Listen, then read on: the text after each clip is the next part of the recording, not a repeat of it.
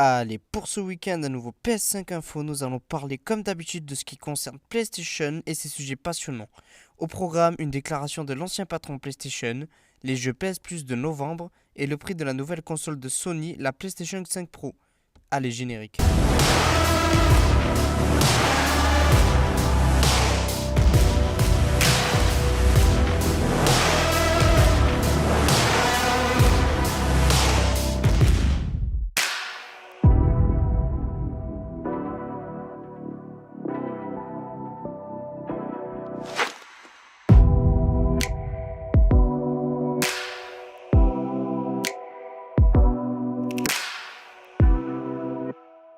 Alors, pour commencer, on va parler d'un sujet sur lequel je suis totalement d'accord et pour ça, on va parler de la déclaration de Shawn Layden. Alors, pour ceux qui ne savent pas qui il est, c'est un ancien patron PlayStation qui a façonné toute la génération PS4 aux côtés de Andrew House, qui était également patron de PlayStation à cette époque. Lors d'une interview où il parlait notamment surtout de l'industrie du jeu vidéo, il a soulevé un point culminant en disant, je cite, nous avons fait les choses de cette façon pendant 30 ans et à chaque génération, ses coûts ont augmenté et nous nous sommes adaptés à cela. Nous avons atteint le précipice à présent, où le centre ne peut plus tenir. Nous devons continuer à faire ce que nous faisons auparavant. Il est temps de repenser complètement le modèle économique, de repenser complètement ce qu'est un jeu vidéo. Ce n'est pas 80 heures ni 90 heures, mais si c'est le cas, ce sera une toute autre catégorie. Nous avons atteint un palier, nous sommes au stade du développement matériel que j'appelle entre guillemets, et là c'est une expression totalement anglaise, seuls les chiens peuvent entendre la différence. Donc ce qu'il veut dire par là, c'est qu'il y a des différences qui sont imperceptibles sur le plan du hardware. Si vous jouez à votre jeu et que par exemple la lumière du soleil entre par votre fenêtre et va sur votre téléviseur, vous n'allez pas forcément bien voir le ray tracing. Il faut que ce soit super optimal, vous devez posséder un moniteur 8K dans une pièce sombre et si vous voulez voir ce genre de choses, nous nous battons tout le temps pour des teraflops, mais ce n'est pas le moment de nous battre, mais nous devons nous battre pour le contenu. Alors là, je dois vous dire que je suis totalement d'accord avec lui parce qu'il soulève comme point concrètement, c'est qu'en tant qu'ancien patron de PlayStation, il trouve inadmissible déjà que les consoles et jeux l'accompagnant soient si chers, mais que le contenu ne suit pas non plus. Ce qui est le contraire du point d'honneur de PlayStation à la base, qui était de faire des consoles accessibles à tous, donc à un prix accessible et avec du contenu, pas comme aujourd'hui, où on peut prendre l'exemple de la PlayStation 5 Pro qui se vend à 800 € sans manche-disque et donc c'est pire. En bref, beaucoup de mes confrères sont comme moi à bout de force face à cette industrie qui grandit chaque année en prix et resteront sur nos avis et rien d'autre. Allez, on continue avec les 3 jeux prévus pour votre abonnement PlayStation Plus en ce mois de novembre 2024. Le premier jeu est Life is Strange Remastered Collection. Vous redécouvrirez les jeux primés Life is Strange qui incluent des modèles de personnages et des environnements remasterisés, une synchronisation labiale et des animations faciales inédites améliorées, un moteur flambant neuf et des améliorations de l'éclairage, des énigmes au gameplay revisité.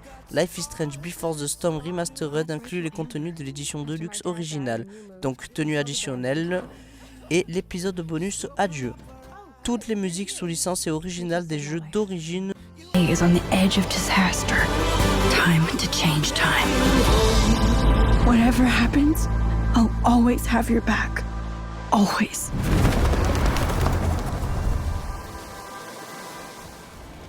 Ensuite, nous aurons droit au jeu Saifu. Saifu est un jeu d'action-aventure de Kung Fu développé et édité par le studio français Slow Clap.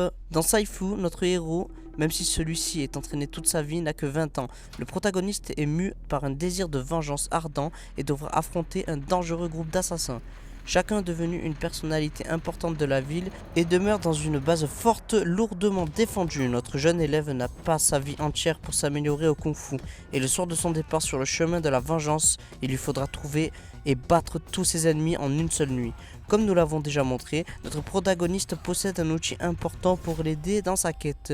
Un pendentif ancien capable de le soigner et de le ramener à la vie. Mais rien ne se fait gratuitement. Ce pendentif a besoin d'énergie vitale et chaque fois qu'il vous ressuscite, votre personnage vieillit. Cela veut dire que vous commencez le jeu avec une ressource limitée à laquelle vous devez faire attention. Si vous voulez atteindre la fin de votre quête, vieillir ne vous rendra pas plus faible, mais ça impactera vos capacités. En vieillissant, vous échangerez de la santé contre de la force, L'apparence de votre personnage représentera également son âge et vous pourrez observer les conséquences de vos actes. Mais vieillir n'empirera en rien vos capacités et vous pourrez compléter le jeu à n'importe quel âge. Terminer un chapitre réinitialisera votre compteur de mort, mais votre âge restera le même. Il n'est pas possible de rajeunir, vous ne ferez que vieillir quand vous échouez et vous relevez.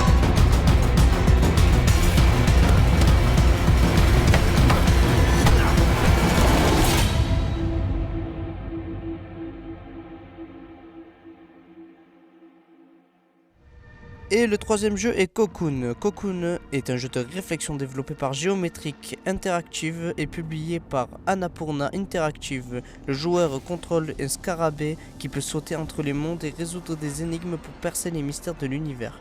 Cocoon est un jeu mêlant aventure et puzzle. Sauter entre les mondes, combinez-les, réorganisez-les pour résoudre des énigmes. Chaque monde se trouve dans une orbe. Doté d'une capacité à déverrouiller, il y a aussi des monstres à affronter pour accéder aux différents mondes.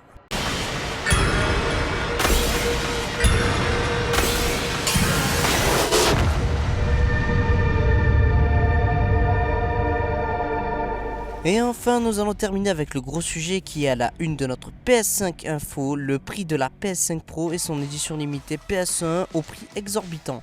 Alors, on va commencer par la PlayStation 5 Pro qui a pour prix, attention les oreilles, 800 € et ça mange disque en plus. Ce n'est qu'un digital, l'augmentation des capacités disponibles est insignifiante, par exemple une augmentation des graphismes qui ne se voit pas du tout et le SSD de 2 Tera. Alors, là c'est la cerise sur le gâteau. Les 2 Tera qui étaient prévus pour la Slim qui n'a pas été installée dessus pour la mettre sur une console 2 fois plus chère, ça ne vaut pas le coup. J'ai très sérieusement peur pour l'avenir du jeu vidéo.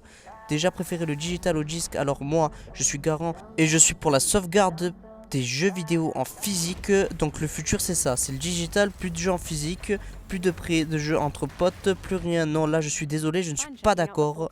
Et alors en plus ils nous sortent une édition limitée à plus de 1000 € avec 12 300 exemplaires. Dans ce cas là, pourquoi tu fais une édition 30e anniversaire avec un design PS1 et avec si peu d'exemplaires? Ceux qui achètent ça, franchement d'accord, ce sera sûrement les collectionneurs comme moi, mais je ne suis pas fou à ce point pour acheter ça et encourager Sony à augmenter encore les prix. Non, il faut se battre contre ça.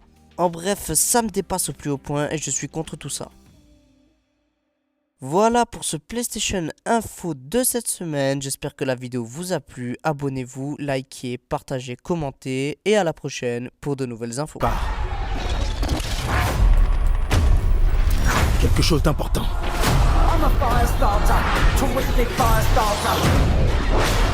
Je me suis dit que si je restais assez longtemps en enfer, je verrais le diable. Il ressemble à quoi?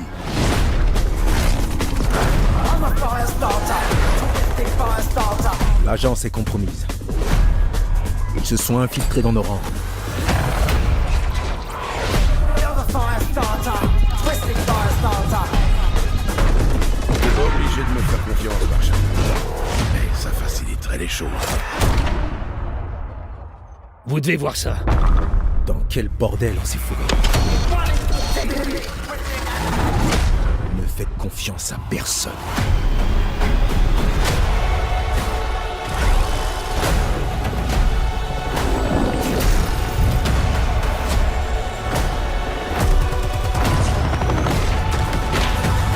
Vous êtes entré dans un site secret de la CIA.